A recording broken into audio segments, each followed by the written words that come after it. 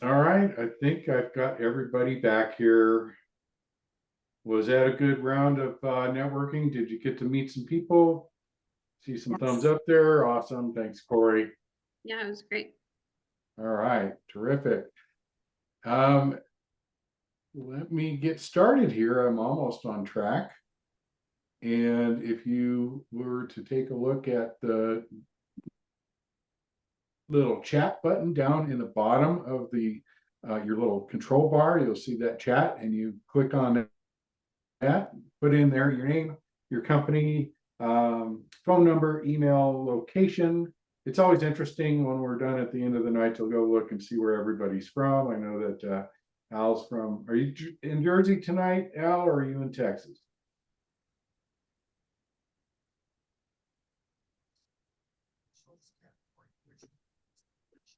And anyway, we've got people from all over the nation here. So it's kind of interesting. I'm in Castle Rock, Colorado myself, kind of the center of the nation. And go ahead. I'm sorry, I'm in Jersey. I was muted. I was trying to put something in the chat. I'm sorry, bud. No worries. I'm in Jersey tonight. Right. I spoke with a gal the other night too that wanted to join us, and she was in New York. And I think that was Wanda. Yes, it is. And you're in New York, right, Wanda? Yes, I'm in New York. All right. Well, terrific. Well, glad you could join us. Thank you for inviting me. Oh, you bet. Okay, so go ahead and put all your information there in the chat, and then we can let's see here. We'll get started here. So I always like to start the evening in memory of Gene Garino.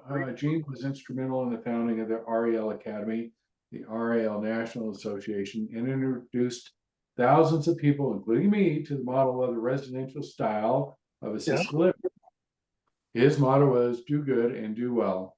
We lost him, unfortunately, in 2001, but his legacy does live on through his daughter, Isabel. And I encourage everybody to visit our website at http://dollar.com, DAALR.com. It's interesting how that acronym kind of says what the end goal is, aside from helping people. And if you're there, you would want to see the helpful links, particularly if you are in Colorado. If you're in Colorado, you want to pay close attention to these two, the Chapter 7 and Chapter 2 regulations. If you're starting out in Colorado, you need to know these like the back of your hand, because these are the regs you have to follow every single day. So we recommend that you go and study that. You can download it from the state's website. And we've just created on this helpful links page shortcuts so you don't have to try to maneuver through the state's website, which can be very cumbersome. So you can come here and just click on it. Just makes it a little quicker. We also have our Facebook page, which is Denver ALR. We always encourage you guys to join that, communicate with the rest of the folks in the group. You don't have to be in Denver to be that. We just started out in Denver and we've kind of grown, but that's our Facebook page. We encourage the participation, and meetup group at meetup.com, Denver ALR, and we appreciate everybody that has signed up. We're actually at a little bit more than 1,150 members now. And let's get talking a little bit about our sponsors for tonight. So we start off with Hall Ryan Construction with 35 years of combined construction experience. The exceptional team at Hall Ryan Construction has transformed residential and commercial properties by bringing high-touch, customer-centric approach to every engagement. On the insurance side, Hall Ryan's reconstruction and roofing expertise is a skill that many insurance companies actively seek out. Their reliance on Hall Ryan's experience in helping them write estimates has made Hall Ryan a well-respected, trusted expert in the field. And next, who is actually our speaker tonight, is Brett Chotkevys. And Brett's put on a really nice program for a high-end 16-bed model. You'll hear about that tonight. Also on his website, a great collection of training videos, mostly geared to the experienced operators. You can navigate to palm.university to get more information about that. And next we have the RAL National Association. This is the Residential Assisted Living National Association, which represents the interests of small assisted living providers. Their mission is to help small assisted living homes get the resources they need, give them a voice at the national level, and improve the quality of service delivery throughout the industry. With the national industry professional base, RALNA offers robust benefits to investors, owners, and managers and caregivers alike. So you can go to ralna.com to get information and join that. Joining is free. You want some more? I recommend everybody do that. And next we have the RAL Academy. If you are new to assisted living, then I recommend going through this course. All my clients that come to me and say, we want to get started in this, this is the first place that I point them to. It's on our website. You can see up here the RAL Academy, and you go there, it takes you to this page. You can click on that. You can get online training, or you can go to one of their 3-day events, or you can actually go as far as getting full mentorship, and it's a fantastic resource. If you are, about ready to do one of these and invest $1 million to $2 million, which is what it takes to do a good small facility, the money you spend on this is really nominal, and you'll save that money by not making mistakes. So I highly recommend that if you are starting out. And next we have assisted living marketing. And I believe I saw Peter here tonight. So Peter, would you like to talk a little bit about your business?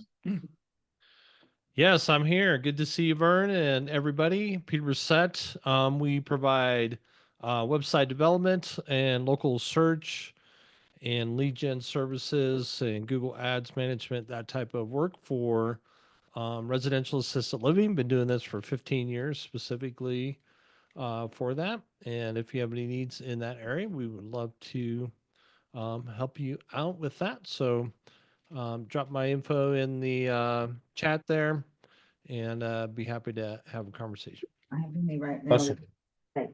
Terrific. Sorry. So Peter's done a lot of the website work for myself and all of my businesses and my wife's business, and he's done a great job. So I recommend working with him. And next we have the Senior Care Administrator Coaching. This is for Colorado. It is consulting for your assisted living home. And this is Janet Hornell. And Janet provides consulting for your assisted living home. She can also provide the 40-hour administrative training, which in Colorado, you need that training if you're going to be an administrator, staff training, and employee file compliance and compliant documents.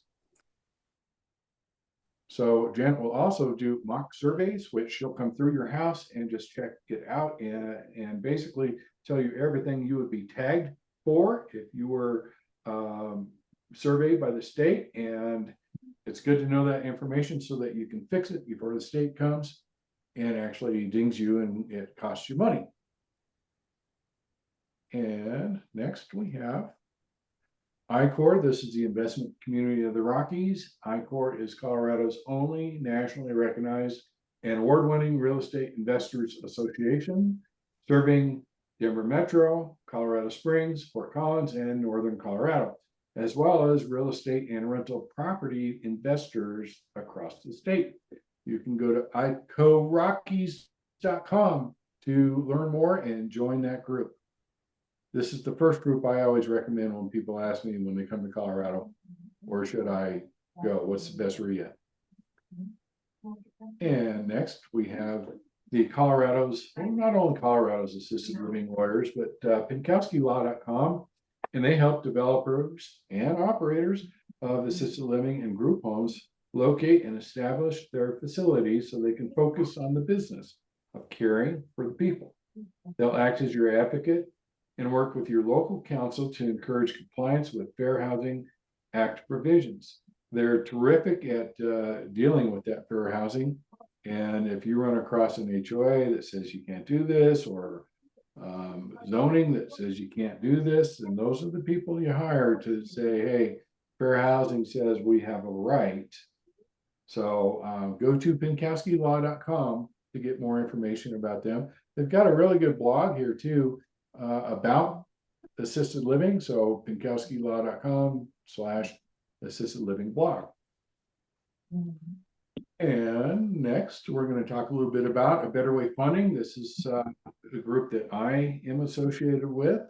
And A Better Way Funding, we do lease options. So we'll buy the business and lease them back to the operator. And then you have an option to buy it from us in the future. We've helped many, many operators grow their businesses. We've helped operators get started in their businesses. And you can learn more about it here at ralleaseoptions.com. I will go ahead and plug that into the chat as well. And I'll just give a little blurb about my business, Grand Avenue Business Brokers at A Better Way Realty, where I hang my license. I've got over 30 years of business experience.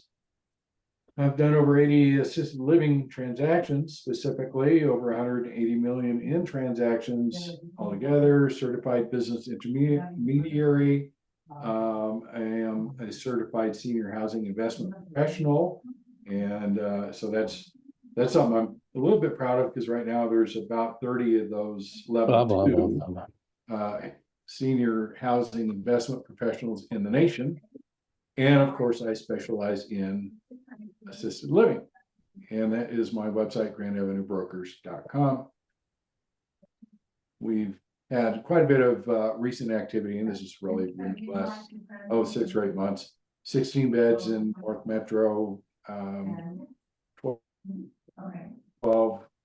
Big deal was 118 beds in Scottsdale. It was a pretty cool facility. And we're closing on Friday 30 beds in Central Illinois. So we're starting to get out and about throughout the nation. There is available a 12-bed mental illness in North Metro Denver. And there is a 15-bed MI and AL in Colorado Springs. And I have this package of 89 beds in Eastern Colorado, which actually is 66% of the market in a 6,000 square mile area. So that's really a turnkey opportunity. I've got a manager that would run that whole facility. So if you were just looking for an income stream, and I just ran their numbers today, they had over $1 million of NOI last year. So it's a great opportunity. Next, we're going to talk a little bit about news from CALA. If I didn't notice if we had any CALA representatives that would want to share what's going on.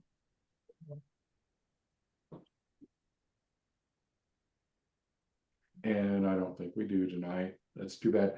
Okay, so the Colorado Assisted Living Association, if you have an assisted living here in Colorado, I highly recommend you join these groups. They're advocates for the legislation, and you can get education from them as well. And we always like to promote them because they're good. They're kind of a sister, might want to call it a sister affiliate of our group. Okay, that wraps up the sponsors. How am I on time? I am almost, man, I am just on 37. And we have so Brett. So those of you that have seen Brett's videos on YouTube, he does a great job. He's such a great presenter, and he's presented for us several times throughout the years, and I keep asking him to come back, because he brings in crowds like you guys. Look, we got 45 people here tonight. That's fantastic. And it's because, Brett, you're pretty dynamic and you've got a lot of great things to say. So everybody, I'm going to turn the controls over to Brett Chotkevys. Hi, everybody. Thanks, Vern. I appreciate you.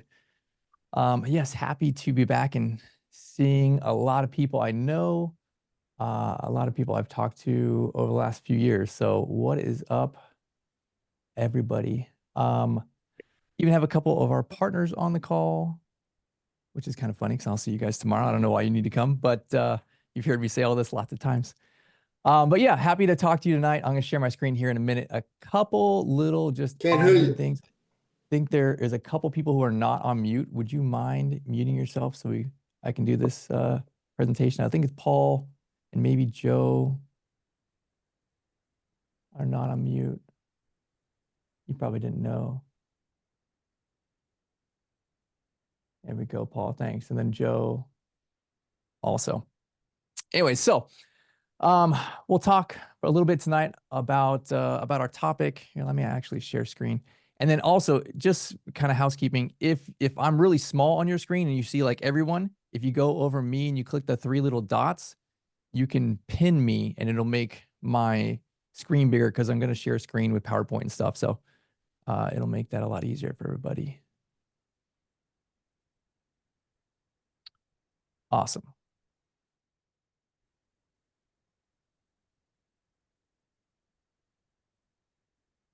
All right.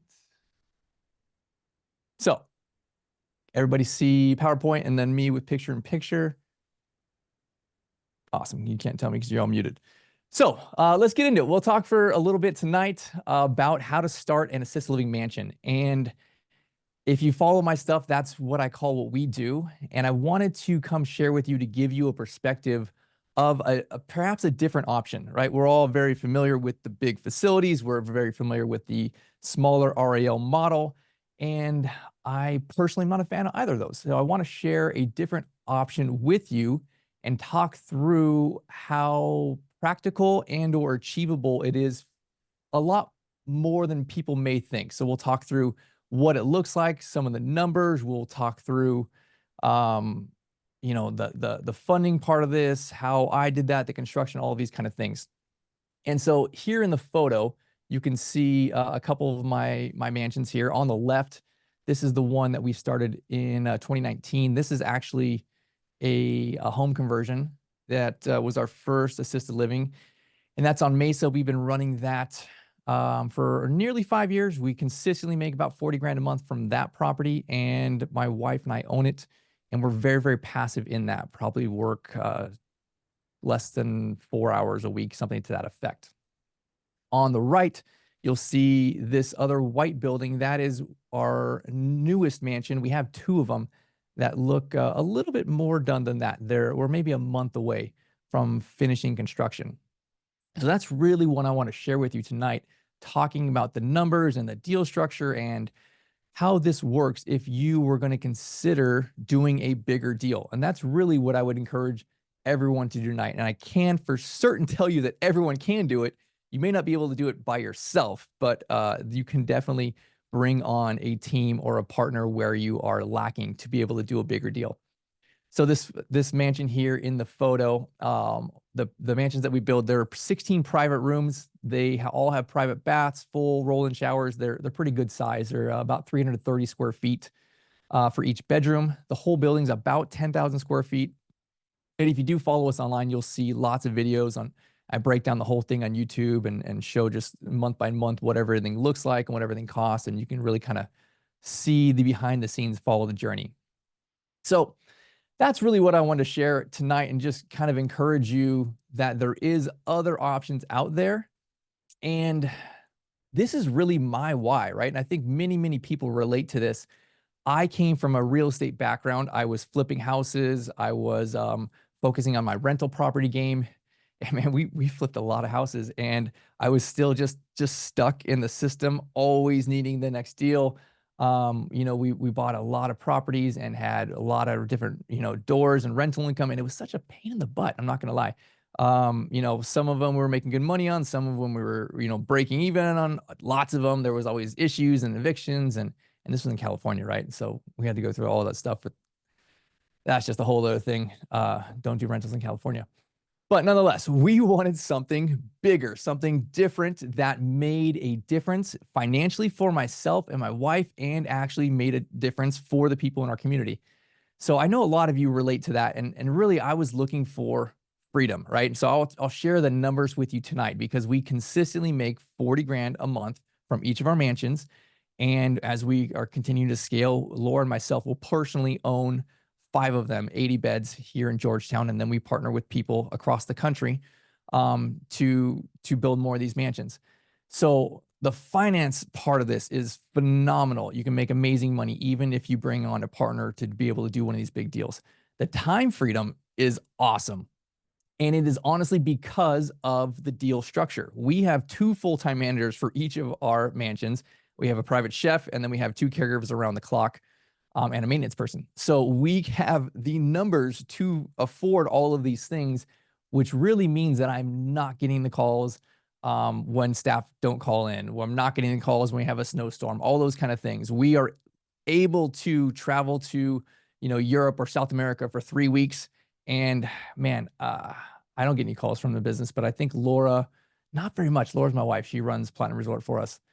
Last time we had a big trip, a couple emails, no big deal. Like, she run payroll. That's it. Like the amount of time freedom to be able to do this is phenomenal. And I will put it in the perspective that I personally have not seen anybody, who just crush it by doing a 6 or an 8 bed or 10 bed. I'll talk to you about, why I love the 16 model on the more luxury side. So those 2 things, right? Financial freedom, time freedom, and then I actually get to make a difference in my city. And I'm sure like many of you guys know, you're either operating currently or you're looking into it. You've been to a lot of, assisted livings and seen their secret shopping. Man, it's so bad. It is literally horrible. Most of the care around the country. So I feel like we are actually saving these grandmas. And I actually had my own grandma in our assisted living. She was the first grandma when we moved in. And so being able to take care of your own family and make a difference is amazing. So this is kind of what really gets me excited about this is I'm very proud of what we do. It's a whole bunch of nigga fuck boys got hold, contaminating the pussy with that motherfucking me illy form dick that don't know. Was that the same guy? We should That throw one his I'm out. recording. That is crazy. Sorry, folks. Class act. All right. Well, we got everyone back on mute. Cool. Appreciate y'all.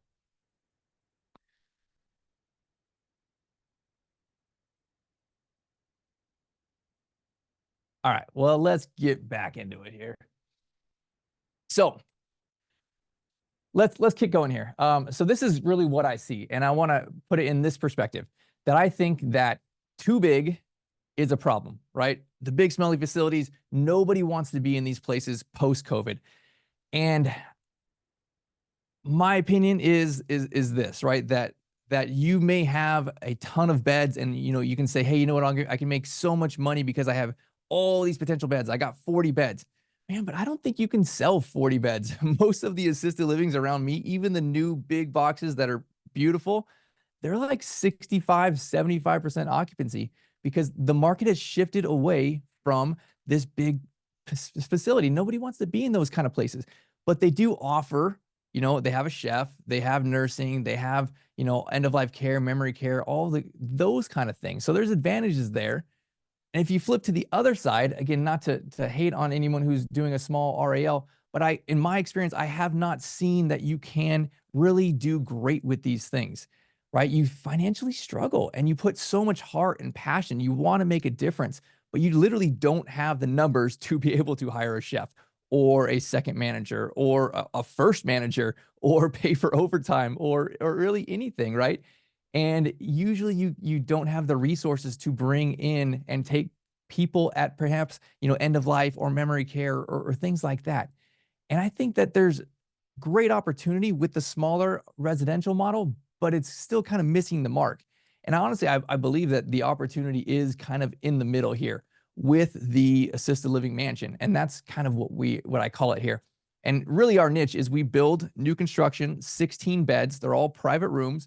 We have a chef, we have a salon, we have a library, we have like these huge glass walls that are like 20 feet high and it's just gorgeous. But we can offer all of the care and amenities that you could get at the big smelly facility. So literally, as we're touring lots of different, daughters and people, it's like, we literally ask, like, why would you go over there? Right? Like, they're expensive. They have, a bad reputation. You have a private room and a chef. Cool. You have a private room and a chef here. We have better care ratios, right? And we're smaller, more intimate, family run, and we can take care of your loved one better. So that's what has been really successful for us and a handful of people across the country that we work with. So I want to share that for you tonight because I think that most people can do this, and I want to give you the frameworks for that. You may not be able to do it alone, right? You may be a person that needs a financial partner. I brought on a financial partner. I didn't spend any of my own money to do this, and I don't think you need to either.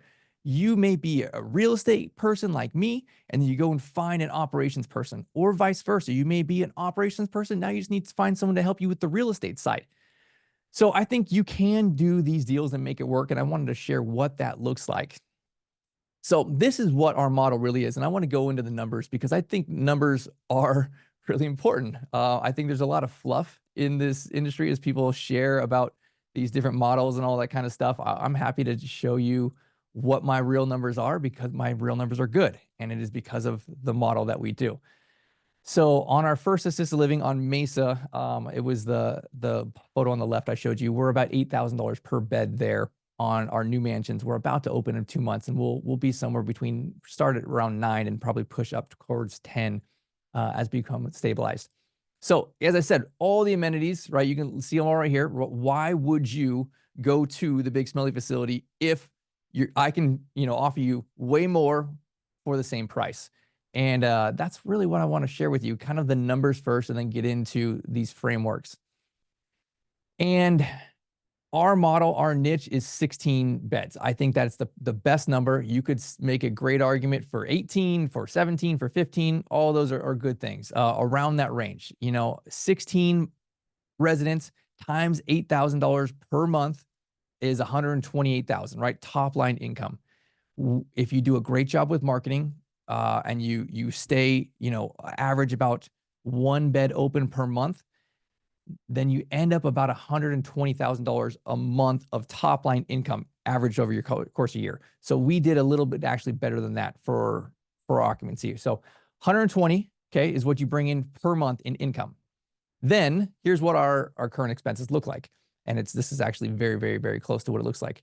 So we have managers, total staffing, right? 38,000 and change, closer to 39. And so if you just took a round number and said 40 grand, man, that's pretty spot on. For a full-time manager, for 2 caregivers, 24/7 at $18 an hour, for a full-time chef at $20 an hour, plus, the payroll taxes and it's a little bit of overtime and stuff like that. This is really about 40 grand a month is what it realistically costs to run this model. 17,000 is what we spend on average per month on all of our operation sides. A big old bubble there of food and supplies and PPE, utilities, activities, insurance, maintenance, all that kind of stuff, about 17 grand per month. And then 20 grand for the building. And to put that in context, that's about a $3 million project, a $3 million building. About $20,000 a month at current rates is what that would look like. So if you added all of that up, that's about 76 grand a month in expenses with 120 of top line revenue, puts you at about $44,000 and change per month. And I'm doing this very, very, very consistently. This is over 500 grand a year. 500 grand a year. I worked very hard the first few years, but by year 3 to 4, I'm barely working and I'm making 500 grand a year, right? And I'm not a very fancy guy. I save more than half of that and I buy more rental properties, right? Like, I think this is the best way for you to get to financial freedom and time freedom if you relate to this. And I'm sure you do because you're on this call. So I want to share what this looks like. I really think the numbers are important. They kind of speak for themselves. And these are the 4 frameworks that I want to share and go through tonight. So I'll kind of hit them a little bit more high level, and then we have time for Q&A after. So anything you want me to dive more into, I'll spend a little bit more time on the funding because I know that's really important to people. But some of the other stuff I won't go as deep into. So let's first start with location selection. And this is really where you start. And I think it really goes back to, where can I do this deal? And we're talking about, $8,000 to $10,000 a month of revenue per resident. And so that means obviously there's some places you cannot do this, right? They don't have the income for that. So if you have a Whole Foods near you, you're probably good there, right? Keep that as kind of like something in the back of your head. But realistically, most areas across the country, there is a affluent part of the city, or maybe the next city over, or, that's where you can do these kind of things. And if those numbers sound really high to you, honestly, they are not.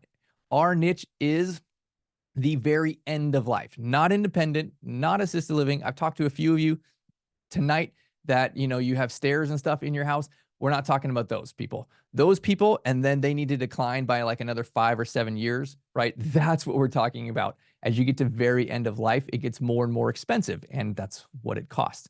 So as we're looking for, where can we do this? Really, we start with a bunch of data, and I actually use censusdata.gov, and you can pull all sorts of statistical data. And if you wanted just a relative comparison, you can compare it to my city, which is Georgetown, Texas. And I consider us a kind of a medium plus market as far as income and age, that we have a lot of seniors here. It's a good community to retire. And you can just kind of use it as a comparison. And if your, average population's like 35 years old and, $60,000 medium income, it's probably not the right spot, right? But if you're getting into the 50s of, average age and 100,000 of median income, then you're in a good spot right there. So go and find out where you can do these things, and then go do this research below. And this is really the process that I go through. I jump through these hoops and I learn a lot of questions. I talk to the city, and I want to go talk to the planning and zoning. And, again, what I do in different cities, it might be R4. In different cities, it might be I2. And if you don't know what that means, it's the difference between residential and commercial. You can do commercial. You can do stick-built commercial. You can do this in every single state. You just may need to go and buy land that is not residential. I have not gotten any residential land. I think residential is for small houses. That city might let you do 6 beds there. They're not going to let you do 16 beds there, right? Don't look at it from that perspective. It is more expensive to buy raw land that's zoned commercial. That it is, for sure. But there's also agricultural land that you could have perhaps rezoned. That's what I did, and it was not expensive. There's mixed use land. There's R4 land. Go talk to your city and say, here's what I want to do. What box do you put me in, right? But then also, what other boxes could I do if I had a variance or something to that effect? Don't give with one answer, right? Don't say, oh, I'm limited to commercial. What other things can you do? So talk to planning and zoning. And then go talk to the building department. Here's what we want to do, right? We're going to build a new construction mansion, and what other things need to go into this? There's a lot of different things as you're looking at utilities and setbacks and all sorts of stuff. Utility is kind of a big, important one. And then you go talk to the fire marshal. All of our mansions have fire suppression. I would tell you that if you're going to build new construction and you're going to have 16, almost every state and or city will make you have fire suppression. And perhaps way more than that. So if you're going to build new construction, right, everything is most likely going to need to be ADA. It's going to need to comply with International Building Code and all that kind of things, right? There's actually a good amount of work and stuff that goes into that, but you'll have architects and stuff we'll talk about later that will help you with all those things. But you just go and talk to the fire marshal. Here's what I want to do, right?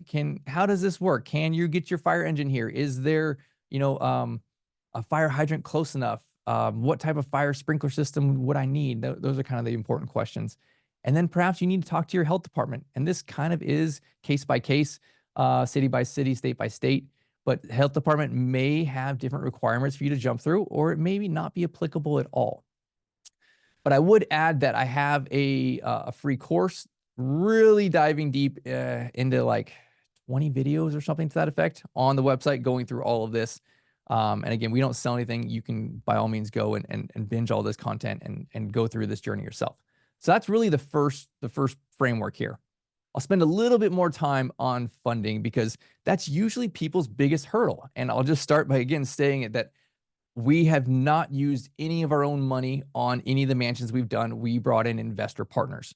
So I'll break it into these 3 kind of sections here for the funding and kind of hit them one at a time here. So the first thing that you should get together is you need your financial tools. Some of these things that you look like you have your crap together if you sit down with the bank and an investor. If you just have nothing, just a pipe dream and you know, you just start telling them, they're really not going to take you seriously.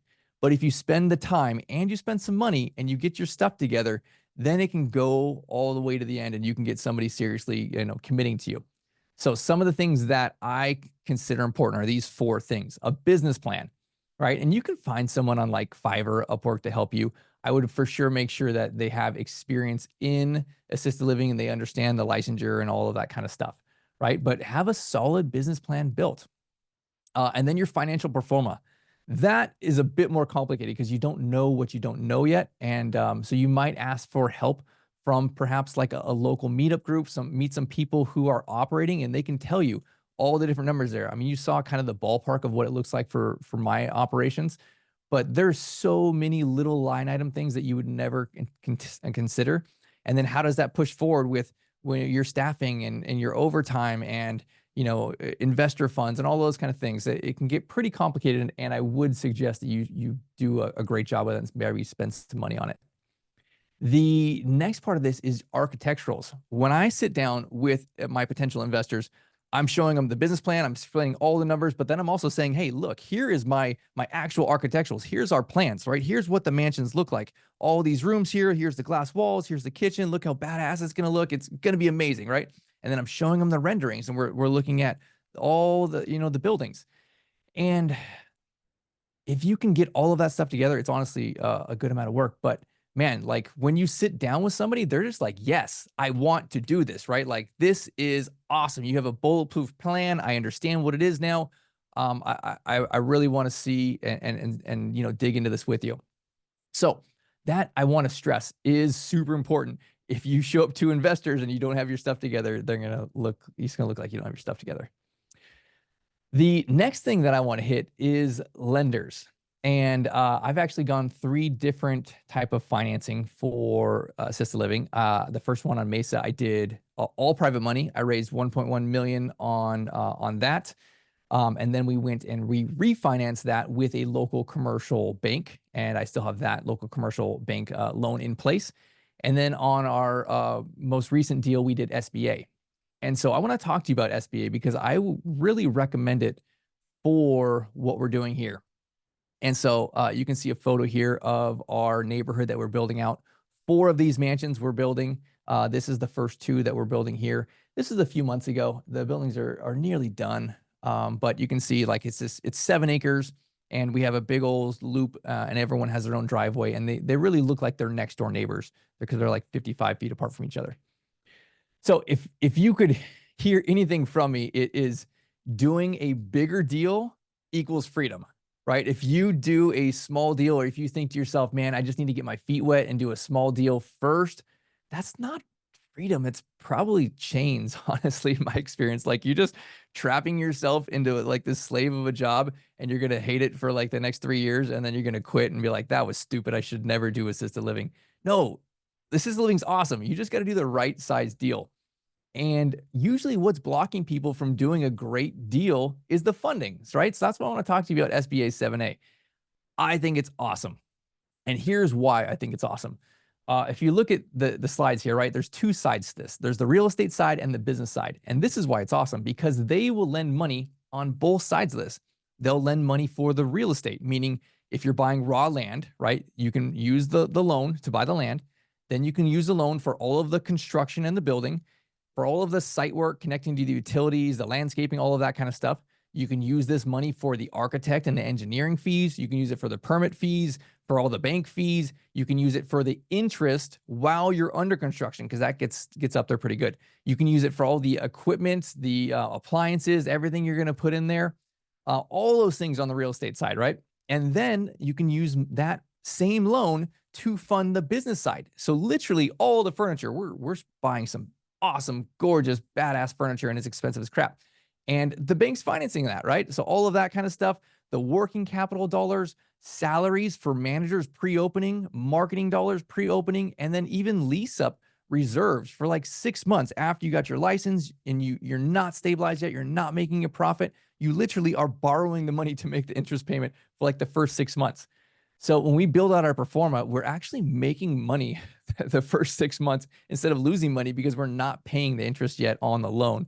So I think it's an awesome, awesome product, and really it allows you to do this, right? So here's a kind of a little bit more detail of what it looks like. SBA, it's backed by the government, right? So they do have some rules that you have to follow. These are some of the rules, and some of them are negotiable. The ones on the top are not. So SBA goes up to $5 million on the loan part. You can do a bigger deal than that, but they won't lend more than $5 million on the loan part. It is possible to do a second loan, and we did a loan of up to, I think, 7.2 million for our deal as we're building out multiple mansions. And so, well, I won't get into that. It's kind of in the weeds, but you can do a bigger deal. If you're going to build one mansion, you don't need more than $5 million. It is fully amortized over 25 years. So what the great thing is, it's not like you got to go get, some, bridge loan. You don't have to get a construction loan and then refinance it. It's just one loan, right? And it's usually, it just goes from principal and interest, or excuse me, from interest only payments. Then you stabilize and you're making your payments. It does have a 3-year prepayment penalty. You can't negotiate that away. That's part of the government's terms. And I find that most SBA lenders that are good and in this space will lend between 80 and 90% of the entire deal. For me, they're lending 85%. Same for some of our other partners. If you have more experience, they can lend 90%. If you have an existing facility and you're going to build number 2 and you have equity in the first facility, they can lend 100%. So as we finish our mansions, we will go with no capital down, take out another $4 million loan with no cash down because we have the equity in the experience in the previous phase 1. So the awesome things that you can do with SBA. And I want to encourage you that you don't have to have all your crap together. You can bring on an investor partner. So that's really what I want to talk about next. Is I didn't use any of my own money. I brought on an investor partner. And, really what I think is important here is you have to show people that you're credible, right? You have to honestly be worth it. And what skills do you have? And I mentioned 3 different kind of avatars earlier.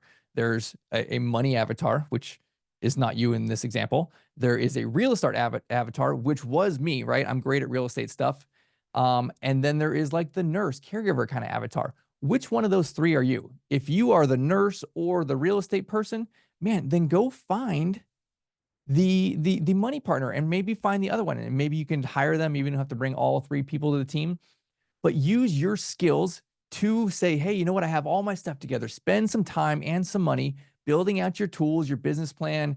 Go talk to some architects, go talk to some banks, right? And get this kind of stuff together, and then have your stuff together as you go and meet with investors. And I really think you just share your journey on social media. I don't really like social media that much. That might be ironic to you guys if you follow me. But it's like pulling teeth for me. But nonetheless, it's my job. I have to do it, right? Think of it like that. It is your job. It's your job to get attention, to find investors. And you just got to go out there and post. And as you go and you do all the steps I'm talking about, man, when you go to the city, just snap a photo there. I'm out here talking to the planning and zoning. Take a photo in front of the fire truck. I'm talking to the fire marshal, right? Walk through some vacant land and snap a photo or a video and be like, hey, wouldn't it be sweet if we built some awesome mansion over here and we're going to make a difference and help some grandmas and all sorts of stuff. And just every couple of days, just share what you're doing. People will come out of the woodwork and be like, I didn't know you were interested in building assisted living. Like, that's so cool. You want to talk to me about it? And then boom, you have your stuff together. You've been building your tools and your plans, and you go and you give a presentation. And I have a handful of presentations actually recorded on my YouTube. If you literally want to see word by word what I say, it's right there. And then again, getting into deal structure, right? How do you structure these kind of things? Do you want them to be above 20% where they'd have to personally guarantee? You might, if perhaps you don't have a strong balance sheet, or perhaps, you don't look good on paper to the bank. You want them to come in and help, be that balance sheet partner. If you do, you have a solid job, a solid W-2 income, and you look good on paper, got good credit, maybe you don't. Maybe you just want them for the investment part. But you can structure this in however which way you want. And there's a lot of flexibility because you really have 2 deals. You have a real estate deal, and then you have an operations company deal. So if they want more of the real estate deal for collateral, so that, it's kind of the worst case scenario kind of protection, then take more for yourself on the operations company deal, right? You can kind of yin and yang these two things to find a win-win between you guys. So it for sure can be done. It is a good amount of work. Just go put in the work and go do a big life-changing deal. So that's funding. Let's talk next about construction. And here's a kind of a high level of some of these steps. Is really, the first thing is finding this land. So we talked about you going and meeting with the city, you're doing your research. What zoning types can I do this for? For me, really, I look for about 1 to 5 acres.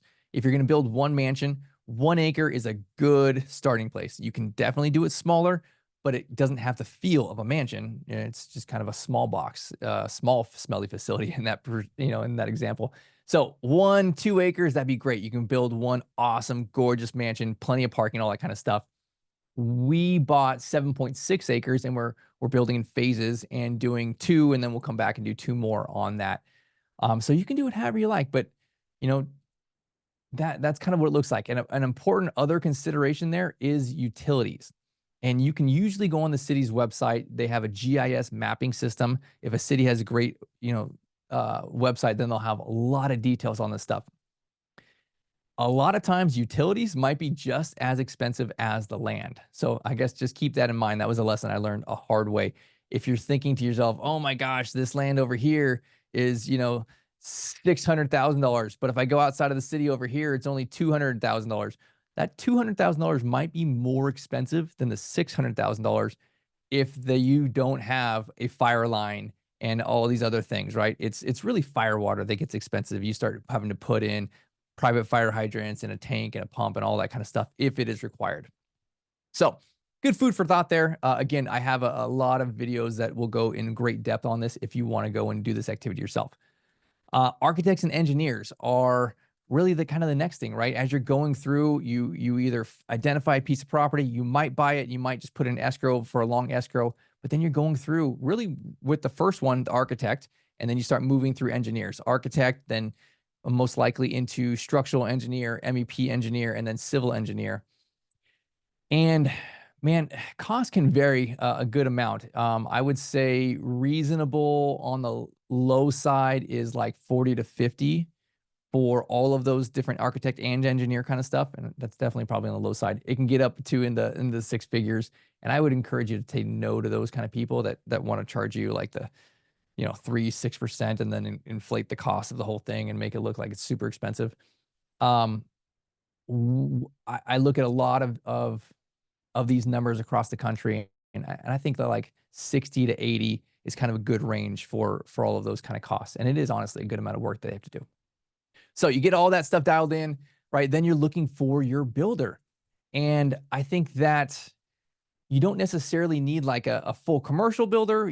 But you may be able to find like a residential custom home builder. They might be able to do the deal. Also a light commercial builder might be able to deal the deal, right? Someone who's not building like a Costco, but if you build like a dentist office, right? Technically commercial, usually stick built, those kind of things. Anywhere in there, you should be able to find, some contractors, they may be commercial or residential, that can help you with this. But definitely look for this experience, because even the bank will want to vet them. They'll want to look at their tax returns and their history and, what kind of deals have they done? What have they built? If you pick a bad builder, man, it's a hard year of trying to get this thing done, and they'll change order the crap out of you. So references, all that kind of stuff, super important, and that they can do a deal this big and that kind of stuff. For the actual new construction, I would say it's like 7 to 9 months to build one of our mansions. We're pushing about a year to build 2, and then we had tons of site work that went into this deal. But for us, I would say it's about $2 million for each mansion. So it's about $200 a square foot. We're again in Austin, Texas. And then, so that just from the foundation up, right? Then add to that the cost of land and then the cost of the site work. So that's, roads, driveways, utility connections, landscaping, that kind of stuff. It really averaged for me closer to about 2.4, 2.5 million per mansion. I did have a little bit of economy of scale because I was building several at the same time. But honestly, like I would say people in the north that we look at their numbers are a little bit more expensive. People in the south are a little less, kind of more my numbers. But everyone will tell me, oh, it's not in my market. They're charging $350 a square foot. No, they're not, bro. They're just giving you a round fluff number, right? They tell me the same number here. And then once you actually put pencil to paper and you start going and putting in the 20 to 40 hours it takes to really dial this thing in and talk to the 20 different subs, when you start looking at what actually is my framing cost, what actually is my plumbing cost, I can tell you exactly what all these numbers cost and all the material costs and everything. That you're not really spending that much money. So again, when you get bids, you're gonna get a round price per square foot number, which is probably about 33% higher than it actually is. But since you don't have specific plans and hard details, they're gonna give you an inflated number to cover their butt. And if you don't bring them back down from there, then they're just gonna keep all that profit. Or actually, I mean, it splits between all the subs, right? All the subs are giving them inflated numbers because they don't know what you want. And then everyone has an extra, good amount of cushion in there. So that's construction. Then it moves on to licensure. And this is state by state, but I would consider these kind of overall lessons here, right? Build to your state code. Every single state has different requirements for what they want for the physical building. Some states are really strict. If you have FGI in your state, I mean, they get real strict and all this kind of stuff. And honestly, it seems like the only way to have an assisted living in those type of states is to build to build new construction, because you cannot do home conversion or any kind of conversion when you have these stringent requirements. When some states, you have to literally have it purpose built. So go through, read what that code is. It's on the state's website. A life safety inspection is part of the licensure process. They'll come out, inspect the physical building. A health surveys where they go and they look at your operations company. What is your paperwork like? What's your policy procedures? How are you taking care of your grandmas? What's your medication process like? All of that kind of stuff. And then all of your paperwork. And honestly, I would hire or find somebody local who's actually doing it. Not somebody who's like just selling paperwork, but somebody who's actually keeping up with it. Because I can tell you here in Texas, our paperwork changes probably every 2 or 3 months. The state has some type of update that they want you to do, and we have to go and add it into our binder. So if someone's been selling the same thing for a couple of years, it's for sure outdated. And really just go find someone who's actively running it. And you can actually go and, big facilities are actually pretty good at this kind of stuff. They have big legal teams and they'll keep that stuff up to date. See if you can take a, like an executive director of like a Brookdale or something out to lunch, and if maybe they'll give you their paperwork. Resident binders are the actual paperwork you have for each of your grandmas. And again, that's something the state will go and check. And there's a lot of stuff I don't want to get in a rabbit hole on that kind of stuff. But this is that's the fourth framework, right? So this, I would say, is just a kind of a mostly quick overview of the process. I have, to kind of wrap up here, we can go to questions. I have these free trainings on our website here, assistedlivingmansion.com. There's a foundations training, which is awesome. That's a great place to start. There is location selection, diving into all that due diligence, city stuff, fire marshal stuff, and then a funding training, which is probably the most big and elaborate of all of my courses. How to raise money, structure with the SBA, investors, deal structure, all of that kind of stuff. And again, I don't sell anything. It's entirely free. It's exactly what we do. It's how we scale our business. And really our goal is to help you think bigger and to a bigger deal, because I have had amazing results from it. I love that we have these results and I'm able to make a difference. And so that's there for everybody. A couple other little things to close out here is we have a Facebook group. We share a lot of the videos of the construction, so you get to see it all here. If you want to join here, it's Assisted Living Mansion. You can see everything that we do. And then if you wanted to follow me on our podcast, I do Assisted Living Investing. And this may be where you all have heard me from, but we dig in the weeds on so many different things about operations and construction and raising money. And then if you really are interested, my wife, Laura, and myself, we do a podcast called The Donkey and the Bee. And it's kind of a play on words for a dick and a jackass. No, excuse me. I'm stumbling words here. A biatch and a jackass. We talk about really investing together, get on the same page, money and marriage, and all the good stuff there. So I want to say thank you for being with me here tonight, and with Vern and Dollar. And I open to opening this up to questions, and we can get into whatever anybody would like to. Hey, Brett. It's Paul. What's up, Paul? How you doing? I'm So real good. what is your during the day? What is your caregiver ratio? It does not change any time of day. It is 2 caregivers, 24/7 every day. Really? Okay, and that's for 16 people, right? Correct. Okay. How about your and what do you pay your what do you guys end up paying your caregivers? We pay 18. We technically start at 17 until they're med delegated, which takes about the first 3 months or so. We med delegate them, and then we bump them to 18. So do you have 3 shifts or do you have a couple 12-hour shifts? Oh, no. We run 3 8-hour shifts. Okay. Mm-hmm. Do you get any help with like volunteers or interns or Mhm. anything like that? We do. We leverage our home health and hospice a lot. They will come in and run activities. So we actually will use like Calendly and create a schedule and have them Hospice? come in and just sign up for different things. You say you're hospice people? Oh, yeah. Uh-huh. The Okay, hospice company, they're big on that stuff. They have a marketer that will for sure come and spend time on a regular basis if you ask. nice. And you have one chef that comes in, or do you have 2 chefs that come in over the course of a week? Yeah. Usually 1 chef per mansion. And what do you guys end up paying them? We pay $20 an hour. He works 45, 48 hours a week. Okay, cool. And how about do you have like to what acuity level do you go with your memory care people? Do you have Hoyer lifts?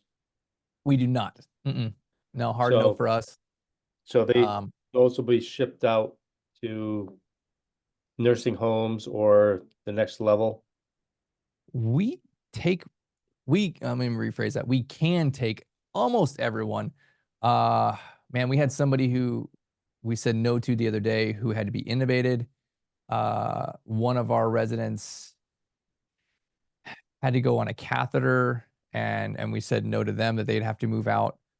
But just about everything else, including insulin shots, we can do. So do you have a nurse on full-time too? We do not. We have no medical people on our payroll. So who We gives have your nurses shots? in our building every single day. Hospice nurses will come in. Even if you have someone on insulin, they will come in every single day, even in a snowstorm, and get it With done. VNA, or is it an agency? No, it's the hospice company. The hospice will do it. Mm-hmm. Okay, good. Yeah. It's a good question. Good, It's very in the thanks. weeds. How many square feet are your home? Inside is 9669 or something to that effect. So 9,700 square feet for 16 people. Correct. And how big are your suites? About 330. The 6,900 and 330 for rooms. Mm-hmm. Awesome, thanks. Yeah, you're welcome, Paul. Hey, Brad, another question here. You yeah. mentioned earlier about $17,000 is your monthly expenses. Does that include your staff, or you pay $17 to $18 an hour? No, that was in the line above it where I said $40,000 for staff. The 17,000, about 6,500 of that is food. Then you got utilities, a lot of smaller miscellaneous stuff is in there. My liability insurance is in there. My work comp insurance is in there. Bookkeeping. We have a bunch of stuff on Amazon subscriptions. All of our subscriptions, like ECP, CRMs, all of that kind of stuff is in that money as well. So what would be, after everything, what is your take home? It's a pretty consistently about 40. In the example I shared earlier, the math worked out to 44, but those were kind of round numbers. There's always miscellaneous stuff that comes up. But yeah, 40 is pretty consistent. I see. So going back to what you said about, building, if you're doing it by yourself, how much roughly would you have to build it? Like if you're doing it by yourself, going through SBA or Uh-huh. Yeah. Okay. Great question. So typical deal for what we see is about a $3 million total development cost. And really that's kind of broken into three categories with the real estate part of this, the real property, meaning the land and the construction, being the biggest part of it of probably about 2.2, 2.4. Right. Then the second part of this is the lease up reserves and working capital, furniture, dollars, that kind of stuff. There's probably, I don't know, 300 to 400,000 in there. And then the third part of it is kind of your oh crap money, and overages and stuff like that. There's a couple, maybe 200 to 300 grand in that bubble. If everything goes great, you actually get that money back. You can just kind of sign it off the loan. But that's kind of how I'd say what I mean by a total development cost of 3 million. So then if the bank will lend 80 to 90% of that, for me, they're lending 85, right? You take this 3 million, you need therefore 15% as a down payment. That's 450 grand. 450 is a good round number for what it takes to do this. If you're in the north, maybe in a more expensive area, maybe it's in the fives or something to that effect. I've seen some of the more affluent markets, expensive markets in the country, push to about 4 million on total development costs when they have like $1 million piece of property that they're looking at. And then some of the markets that are less expensive in the country can kind of be in the 2.6, 2.8 kind of range. Does that answer your question? yes, thank you. Yeah, you're welcome. Can I ask a question? Sure. I missed it when you talked about the SBA loan personal guarantee requirement. Mm-hmm. Do you mind explaining that briefly, please? Sure, happy If to. there's a way to get around it. I think you said something if you have a job or something. Okay, let me explain. So if any person has more than 20% equity in the real estate company and or the operations company, they have to personally guarantee in the example of SBA. So that would presumably and hopefully be everyone on the call, right? You're trying to do a deal with more than 20% equity. So you need to personally guarantee. That would include your spouse, even if they're not even in the deal. If you're married, it still counts.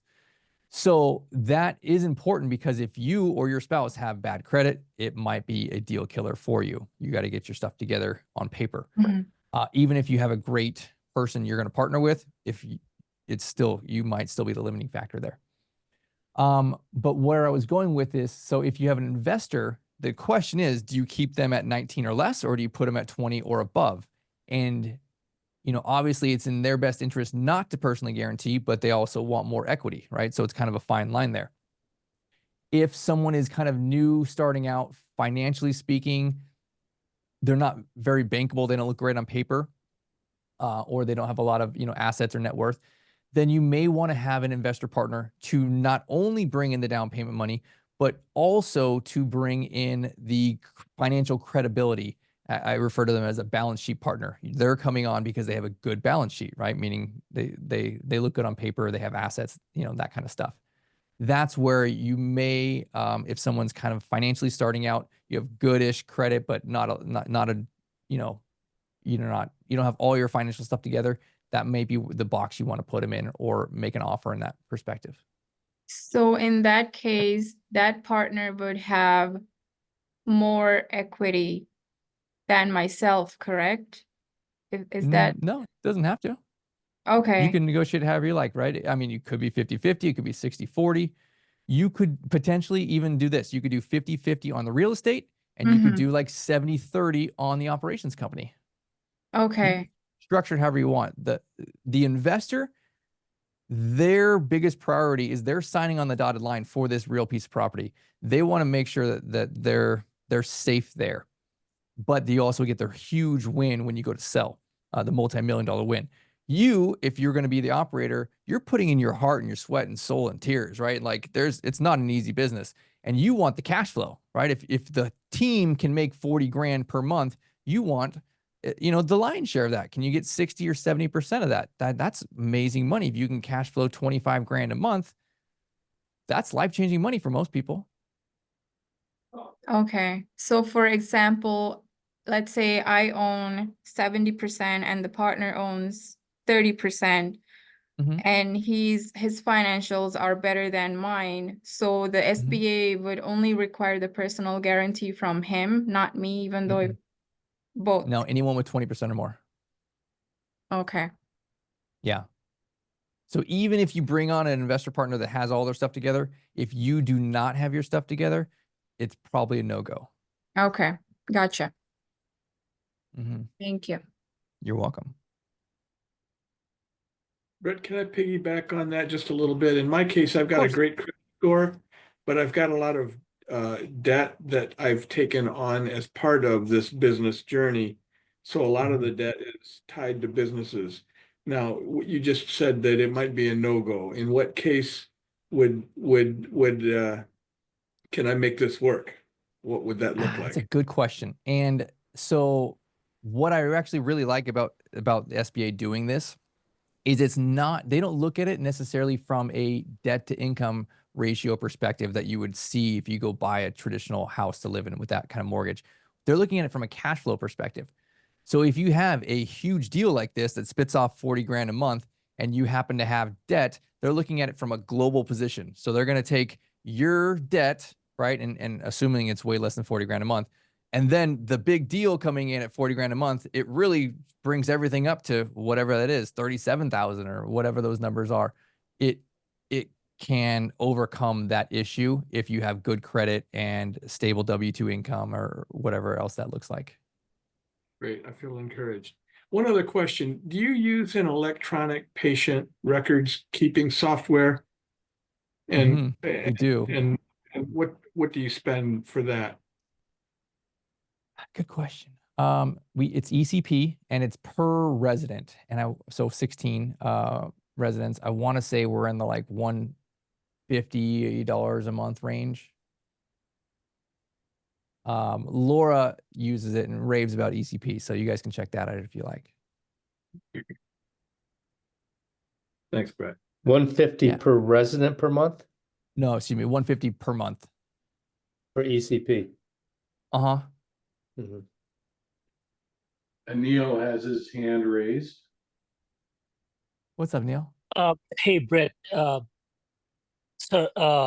Quick question here. Thank you. First of all, thank you so much for all the insight regarding 16 bed and the bigger mansion you're talking about.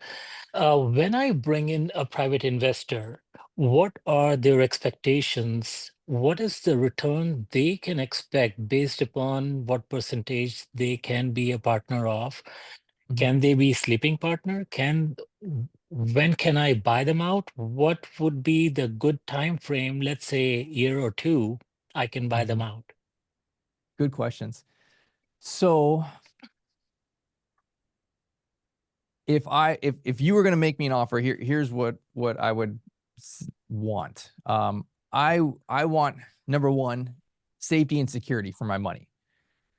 So I want it to be tied against the real estate. So it will be. I want to know that we're building with a good amount of equity in it, right? So if you build new construction, like we do, you can build for more than the future value, and you will actually have an appraisal on your future building before you actually sign loan docs and commit with the investor. So there's a lot of safety and protection from that perspective, as opposed to if you bought an existing facility and the facility is worth 2.7 million, it has a appraisal at 2.7 million, and you're buying it for 2.7 million, you're buying it at 100% value, right? For us, we're building these new construction. They have an appraisal of 6 million, and we're building them for about 3, right? So there's so much equity built into it. So safety in that perspective is important.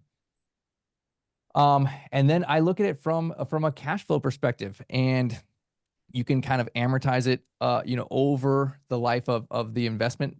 And I think that, 5 to 7 years is a good time to offer somebody as far as if they're going to be an investor in this. This is not a short, like kind of fix and flip deal that you look for 1 or 2 years. It's an active business, and it's going to take several years. So I would also add to that point that if you're looking at SBA, it has a 3-year prepayment penalty. So what I think is ideal is you go and you get all your ducks in a row, you get the appraisal, you have all your bids and everything, and you bring on your investor partner. Then you start construction. Year 1 is construction. Year 2 and year 3, you're stabilized, you have good tax returns, you're showing you're making a profit. After year 3, then you can start looking at going to your local commercial bank. You can get an appraisal now, right? Let's just say, well, we use our numbers, right? It comes back at $6 million. You have $3 million in debt, and you gave, call it 15% equity to an investor partner, or maybe it's 2 people at 10%, whatever numbers you want to look at. Okay. So you go to this local bank, they say, hey, you know what, Brett, you have no risk on you now. You've already built, you're stabilized, you have good tax returns. You know, we're all raising our hand. We'd love to give you money at a very competitive rate versus, you know, before you built, no one would give you money except for SBA because you're too risky. So now you go and you have this $6 million property. They'll offer you 75 to 80% loan to value. You obviously don't need that much. You can take out the $3 million plus the money to pay off your investor partners. And again, like if it's, you know, $6 million valuation minus $3 million in debt, you're going to look at, hey, this business has a net value of $3 million, and we're going to split it that way, right? This person at 15%, they get 15% of the $3 million, or 10% of the $3 million, or whatever numbers. So you're able to tell the local bank, okay, I want to pay off the loan plus pay off my investors. Now I have 100% equity in the deal. And that's pretty much exactly what we did with Mesa. We bought out our investors. We actually did it, not SBA, we did it all private money, but then built for less than what it was going to be worth, and then bought out our investors in that model. Thank you, Brett. And any local or any specialized ALF who does SBA lending? As a matter of fact, I was talking to a SBA lender yesterday, and they said that, hey, we cannot do any specialty business loan on any of the ALFs. So Who are you talking to? I will have to go back in my email and see what bank they were. Previously, they were. I did talk to them like a couple of years ago, but then this guy moved to a different bank, and they don't do ALF SBA. But I can get back reach to out you and to, tell you the name. no worries. Reach out to Live Oak Bank. I have a podcast where I interviewed our lender from Live Oak Bank. I did it a few months ago, and we get in the weeds, and you'll be able to hear a lot of his perspective on what they're looking for. I think that would be helpful. But I have seen a lot of people, banks that are SBA that don't specialize in this, pull back in the last, year or two, and kind of leave this space. So I would stay with somebody who this is their bread and butter, and they do this around the country. Right. Thank you so much. And as a matter of fact, Live Oak Bank did responded me back like after 2 weeks, and someone I'm talking to them is tomorrow. Thank you. Wonderful. Good. Have you dealt with Bank 59 at all, Brett? I have not. I've heard a handful of people talk about them though. Mm-hmm. I was wondering just what your food costs are per resident. So I actually looked at it yesterday for the average of 2024. We averaged $6,200 per month. And so I think reverse mathing that back, it's somewhere around $13 or $14 per resident per day, but that technically includes all of my staff that eat as well. Okay. And you're just doing memory care now? Yeah, predominantly. There are some people that don't have memory care or dementia, but they have their end of life and they have a bigger problem to solve. Okay, thanks. Ellis has his hand up. What's up, Ellis? Hey man, how you doing? So you was talking earlier about reaching out with your subs and your GCs. Our question was, when you scope the land before you purchase the land and right before development and building, do you submit general solicitations for your GC and your subs, or you just leave that all to your GC and do an interview with various GCs? Yeah, so in my experience, and with our SBA lender, they want to go through that bid with a fine-tooth comb and make sure you have everything dialed in, and they'll, especially if you work with a bank that this is their specialty, they've seen a lot of them. So they have an actual team who's a construction team. So they'll go through, interview your builder, look at their tax returns, all of that kind of stuff, and then same going through your itemized performa, or excuse me, your itemized bid.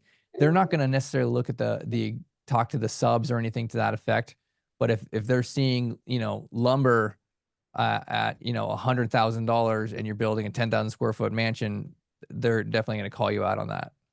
Now, how do you select your GCs? Or how do you submit your bid process for work to be completed? So I started with a wide net and talked to as many people as I can. I talked to residential builders. I talked to light commercial builders. And I really kind of just learned a lot of lessons along the way. And I continued to build out a scope of work and continue to refine that over the process of going through permits and everything.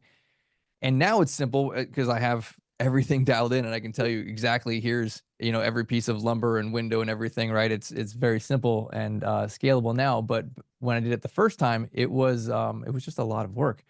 And it took months and months of going back and forth and dialing all of these things in. And it was really just one number at a time. We'd have an hour or two meeting every time I met with you know, a GC that I was getting close on.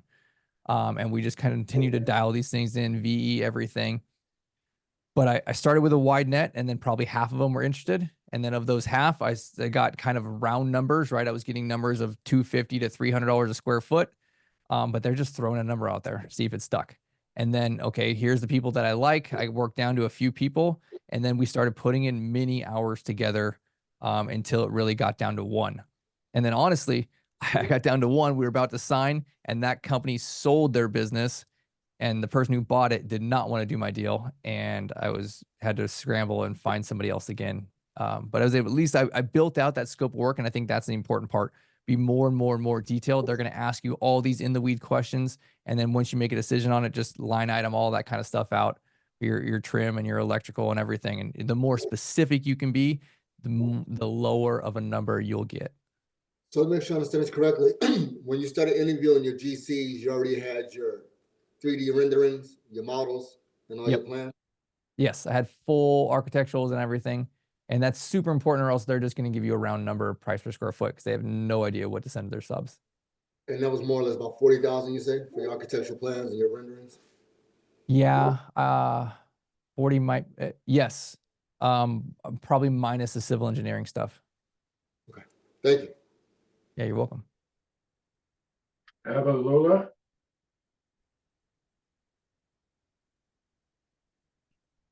Yeah, thank you. Hi, Brett. So I wanted to ask, concerning all your residents, are they all private pay, or do you accept Medicaid, Medicare, and all that? We do not. We are strictly all private pay.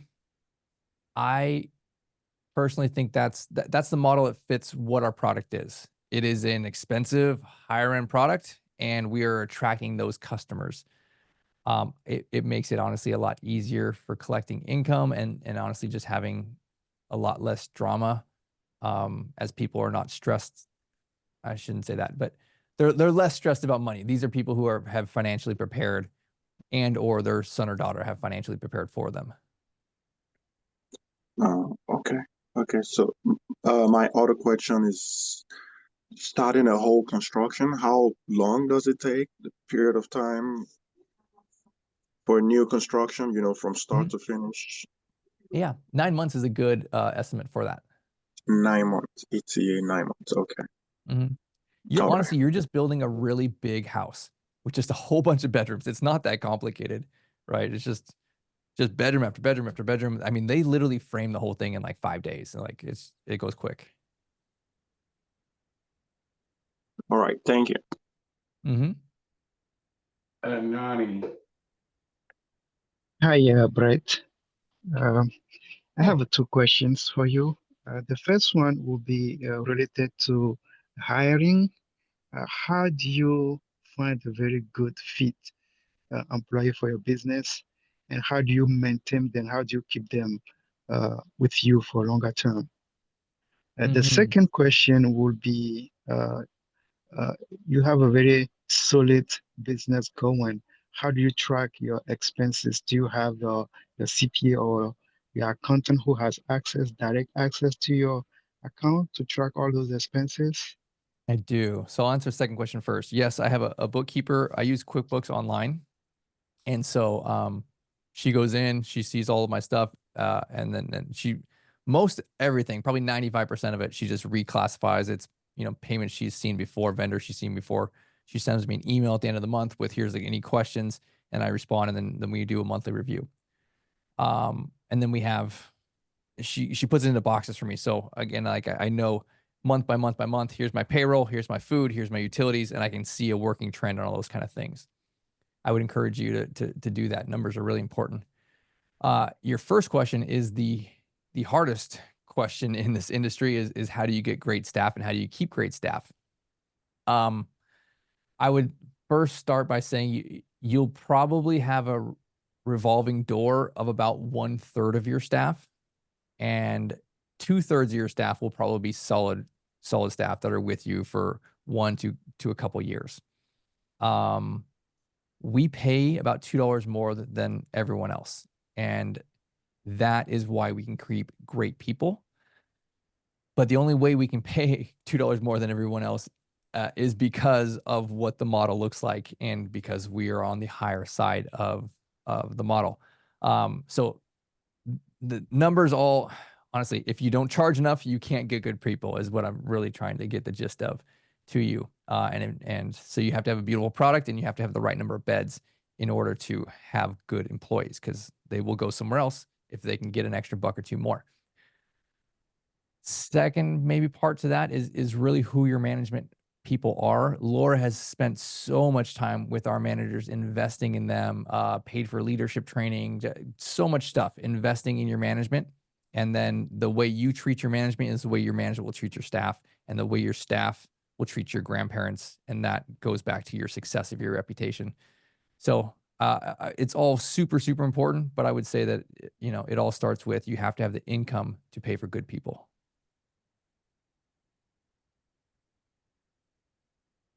Does that answer your question? Yeah, Yes, maybe, thank you very much. I appreciate it.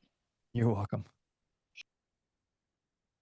and there was a couple of questions in the chat. One was, is it possible to buy the 16-bed business without the real estate? I believe you can. I don't see why you wouldn't be able to do that, but I've never done it. I can't really speak to it in detail. Have you done it, Vern? Well, kind of with our program, because we lease the real estate. So when we go in, we're doing something similar to that. Mm-hmm. And then they get an option to buy the real estate from us in the future. So it is possible, yes. And I have seen deals where somebody's looking to get out, but they want to keep the real estate and they'll lease it back to the operator. So yes, absolutely, that is possible. Mm-hmm. I think we answered Ellis's question here. Somebody had asked if they can borrow your construction plans.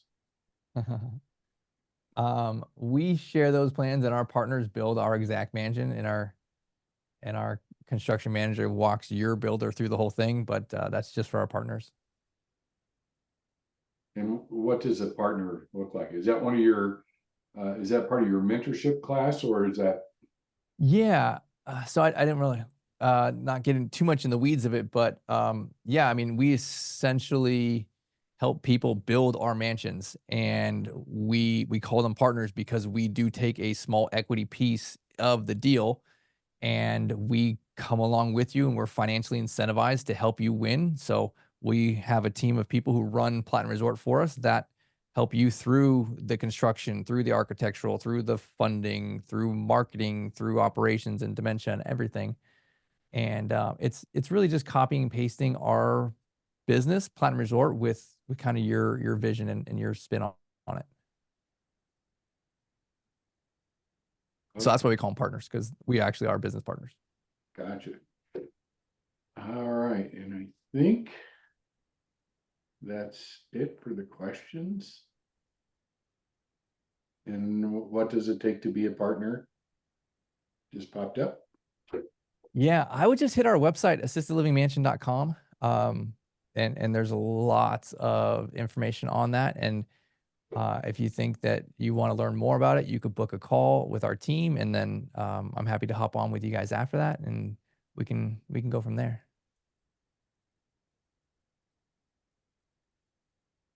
That in here.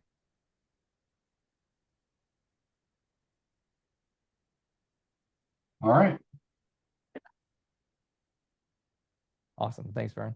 Awesome presentation, Brett. As always, you do an outstanding job. We sure do appreciate it.